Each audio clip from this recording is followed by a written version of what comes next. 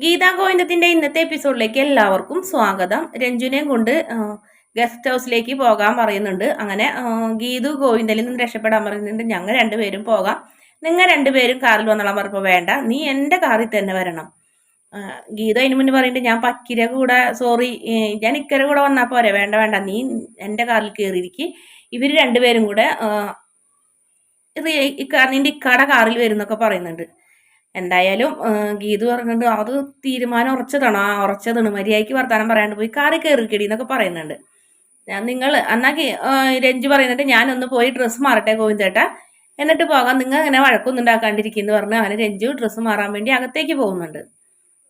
ഇതേ സമയം തന്നെ സുവർണ എല്ലാ രീതിയിലും നല്ല ക്ലിയർ ആയിട്ട് വീഡിയോ ഒക്കെ കിട്ടി സന്തോഷമായിട്ട് ഇനി രാധികാമ്മയ്ക്ക് കാണിച്ചു കൊടുക്കാന്നൊക്കെ വിചാരിച്ച് ഇങ്ങനെ തിരിഞ്ഞു നോക്കുമ്പോൾ പിന്നിൽ അജാസ് നിൽക്കുന്നു. അങ്ങനെ കടി കെട്ടിയ പോലെ ആവുന്നുണ്ട്. അപ്പൊ തന്നെ ഫോൺ മേടിക്കുന്നുണ്ട്. എല്ലാം ക്ലിയർ ആയോ? നീയേ ഒന്ന് മനസ്സിലാക്കുക, നിന്റെ പഴയ പാർട്ട്ണർക്ക് ബുദ്ധി ഉണ്ടെന്നുള്ള കാര്യം നീ മറന്നല്ലേ? നീ ഇവിടെ നിന്ന് വീഡിയോ പിടിക്കുന്നൊക്കെ ഞാൻ കണ്ടടി. നീ ഗീതുവിന്റെ കള്ളത്തരങ്ങൾ മുഴുവൻ നിന്റെ രാധിക മാഡത്തിനെ വിളിച്ചറിയിക്കാനല്ലേടി നിന്റെ പ്ലാൻ. അത് ഇനി ഇവിടെ നടക്കില്ല എന്ന് പറഞ്ഞു. മര്യാദയ്ക്ക് എന്റെ ഫോൺ തന്നോ, അതിലൊരുപാട് രേഖകളും കാര്യങ്ങളും ഉള്ളതാണ്. എല്ലാം അവിടെ ഇരിക്കട്ടെ. നിനക്ക് ഇത്ര അത്യാവശ്യം ഉണ്ടെങ്കിൽ നീ ഇങ്ങനത്തെ വകയൊക്കെ ഇതൊക്കെ ചെയ്യും. നീ നിന്റെ യജമാനത്തിയോട് പോയി പറയും ഇത് ഞാൻ മേടിച്ചെന്നൊക്കെ പറഞ്ഞപ്പോൾ നീ ഗീതുവിന്റെ വാലാട്ടിപ്പട്ടിയാണെന്ന് രാധികമ്മയുടെ അറിഞ്ഞാലുണ്ടല്ലോ നിന്നെ അപ്പൊ തന്നെ ഷൂട്ട് ചെയ്യുന്ന പറഞ്ഞപ്പോൾ ആയിക്കോട്ടെ, അത് ഞാൻ സഹിച്ച്. എന്തായാലും നിന്റെ ചതിക്കൊന്നും ഞാൻ കൂട്ടു നിൽക്കില്ല. ഗീതുവിനോ അതുപോലെ തന്നെ ഗോവിന്ദ് സാറിനോ ഒരു അപകടവും ഞാൻ ജീവിച്ചിരിക്കുമ്പോൾ നടക്കില്ല എന്നൊക്കെ പറയുന്നുണ്ട്. എന്തായാലും മൊബൈൽ കൊടുക്കുന്നില്ല. അതിനുശേഷം പിന്നെ കാണിക്കുന്നത് കാറിൽ ഇരുന്ന് കഴിഞ്ഞിട്ട് ഗീതമാണെങ്കിൽ എന്ത് പറയണമെന്ന് അറിയാണ്ട് ഇങ്ങനെ ഇരിക്കുന്നു. ഗോവിന്ദൻ ഒന്നും മിണ്ടുന്നില്ല. പാട്ട് വയ്ക്കുമ്പോൾ അത് ഓഫ് ചെയ്യാൻ പറഞ്ഞു. പിന്നെ രണ്ടുപേരും കൂടി ഇങ്ങനെ സംസാരിച്ചുകൊണ്ടിരിക്കുന്നുണ്ട്. ഗീതുവിന്റെ വായ അടിത്തരത്തിന് മുന്നിൽ ഗോവിന്ദൻ ഒന്നും പറയാൻ പറ്റുന്നില്ല.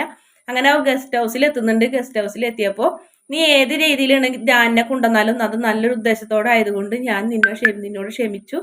എനിക്കത് സന്തോഷമായി. ധ്യാനെ ഞാൻ എങ്ങനെ ഇവിടെ എത്തിക്കുന്ന ആലോചിച്ചിരിക്കുന്നു എന്നൊക്കെ പറയുന്നുണ്ട്. എന്തായാലും നീ എനിക്ക് നല്ല കാര്യങ്ങളൊക്കെ ഇനി ചെയ്തു തരുന്നൊക്കെ പറഞ്ഞ് ഗോവിന്ദൻ വളരെ റൊമാൻറ്റിക് ഒക്കെ ആവുന്നുണ്ട്.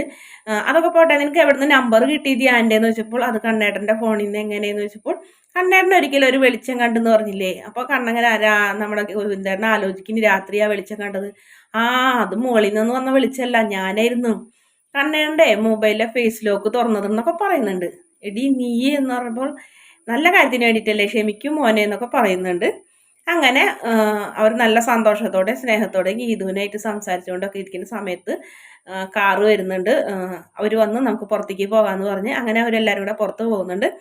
അങ്ങനെ രഞ്ജു പറയുന്നുണ്ട് എത്രയും പെട്ടെന്ന് കല്യാണം എന്നാണ് പറഞ്ഞത്.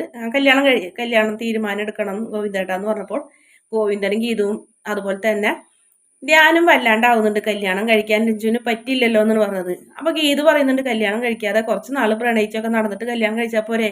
കല്യാണം കഴിച്ച അനുഭവത്തിൽ വെച്ച് പറയുന്നതാണ്, സ്നേഹിക്കുമ്പോൾ ഉണ്ടാവുന്ന ഈ സുഖവും സന്തോഷവും ഒന്നും ഇത് കഴിഞ്ഞാൽ കിട്ടില്ല മോളെ എന്ന് പറഞ്ഞപ്പോൾ നിനക്കിപ്പൊ കിട്ടുന്ന സുഖവും സന്തോഷം തന്നെ മതിയിരിക്കും എന്ന് രഞ്ജു പറയുന്നുണ്ട്. രഞ്ജു വിടാൻ തീരുമാനിക്കുന്നില്ല. എന്തുകൊണ്ട്? കല്യാണം വേണ്ട, പ്രണയിച്ച് നടന്നാൽ മതി എന്നാണ് നീ പറയുന്നതിന്റെ അർത്ഥം എന്ന് വെച്ചപ്പോൾ അതൊക്കെ നിനക്ക് പിന്നെ മനസ്സിലാവും. ഈ ഭർത്താക്കന്മാരെന്നൊക്കെ പറഞ്ഞാലേ ഒട്ടും റൊമാൻറ്റിക് ഒന്നും അല്ലാത്ത ആൾക്കാരെന്നൊക്കെ പറഞ്ഞ് ഗീതു തരംതിരിക്കാനൊക്കെ നോക്കുന്നുണ്ട്. പക്ഷെ സമ്മതിക്കുന്നില്ല. എന്തായാലും എനിക്ക് ധ്യാനോട് കുറച്ച് സംസാരിക്കാനുണ്ടെന്ന് പറഞ്ഞ് അവർ രണ്ടുപേരും അങ്ങോട്ടും പോകും. ഇവർ രണ്ടുപേരും കൂടെ സംസാരിച്ചുകൊണ്ടിരിക്കുന്ന സമയത്ത് അജാസും എന്താ പറയുന്നത്, ഗീതു ഒരു 5 മിനിറ്റ് എനിക്ക് ഗീതുവിനോട് തനിച്ച് സംസാരിക്കാനെന്ന് പറയുമ്പോൾ രഞ്ജു പറയുന്നുണ്ട് പോയിക്കോ എന്ന് പറയുന്നു. എന്താ ഇക്ക എന്ന് ചോദിക്കുന്നുണ്ട്. അതെ, നമ്മൾ സംസാരിച്ചുകൊണ്ടിരുന്നതും അവിടെ നടന്ന കാര്യങ്ങളൊക്കെ, ചെമ്പശ്ശേരി നടന്ന കാര്യങ്ങളൊക്കെ ഒരാൾ വീഡിയോ പകർത്തിയിട്ടുണ്ട്. അവിടെ സുവർണ ഉണ്ടായിരുന്നു പറഞ്ഞപ്പോൾ എന്നാ പിന്നെ ഇപ്പം എല്ലാം രാധികാമ്മ അറിഞ്ഞിട്ടുണ്ടാവും. രാധികാമ്മയുടെ അല്ലെങ്കിൽ അറിഞ്ഞിട്ടുണ്ടാവും. മൊബൈൽ ഞാൻ മേടിച്ചു വെച്ചിട്ടുണ്ട്, പക്ഷെ നീ സൂക്ഷിക്കണം എന്നൊക്കെ പറയുന്നുണ്ട്. ഇക്ക അങ്ങനെയാണെന്നുണ്ടെങ്കിൽ എന്തായാലും രാധികാമ്മ കണ്ണേട്ടൻ്റെ അമ്മ സുബ്രഹ്മണ്യം എന്നുള്ള കാര്യം, അതായത്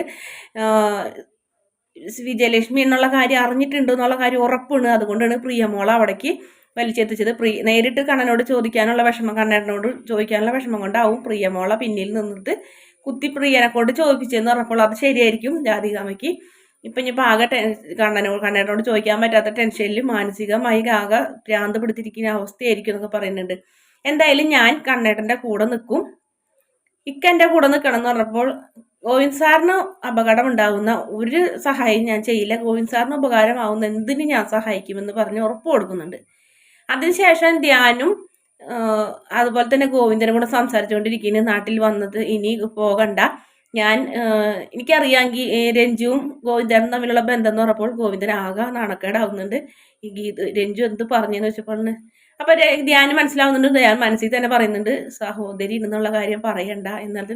അല്ല, നിങ്ങൾ നല്ല ഫ്രണ്ട്സും സഹോദരനെ പോലെ എണ്ണുന്നു. അതെ, ഞങ്ങൾ നല്ല സഹോദരിയെ പോലെ. രഞ്ജുവിന്റെ അമ്മ വിജയലക്ഷ്മി എൻ്റെ അച്ഛൻ്റെ കമ്പനിയിലെ പാർട്ട്ണറായിരുന്നു. അങ്ങനെ അവർ പെട്ടെന്ന് പിരിഞ്ഞതാണ്.